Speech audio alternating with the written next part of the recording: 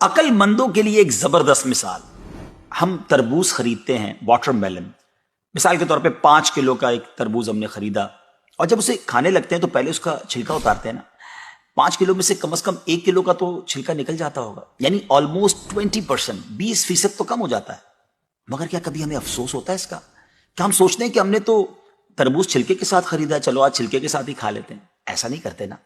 اسی طرح مالٹے کا بھی حال ہے کہ ہم خوشی خوشی سے اس کا چھلکا اتار دیتے ہیں، حالانکہ ہم نے چھلکے سمیت خریدا ہوتا ہے، مگر اس چھلکے کو پھینکتے ہوئے ہمیں کوئی تکلیف نہیں ہوتی. یہی حال مختلف پھل اور سبزیوں کا ہے. اچھا، ہم چکن بھی تو خریدتے ہیں، زندہ ثابت، اسی کو تولتے ہیں، تلواتے ہیں، پیسے دیتے ہیں، مگر جب کھانے کی باری آتی ہے، پکانے کی باری آتی ہے، تو اس کے بال، اس کی خال، اس کی آلائشیں نکل جاتی ہیں، تو ویٹ تو کم ہو جاتا ہے. مگر کبھی اس پر دکھ ہوتا ہے؟ نہیں نا. تو پھر 40,000 میں سے 1,000 دینے پر، 1,00,000 میں سے صرف 2,500 دینے پر ہمیں کیوں بہت تکلیف ہوتی ہے؟ حالانکہ یہ صرف 2.5% تو بنتا ہے، یعنی 100 روپے میں سے صرف 2.5 روپے.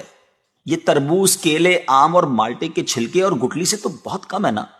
اسی تو زکوٰۃ فرمایا گیا. ہاں، ایک اور بات، سال میں ایک ہی بار دینا ہوتا ہے. مالٹے کا، تربوز کا تو ہر بار چھلکا اتارنا ہوتا ہے نا.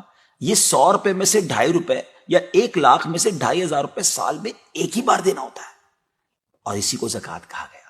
کیا برکت والا کام ہے یہ. مال بھی پاک، ایمان بھی پاک.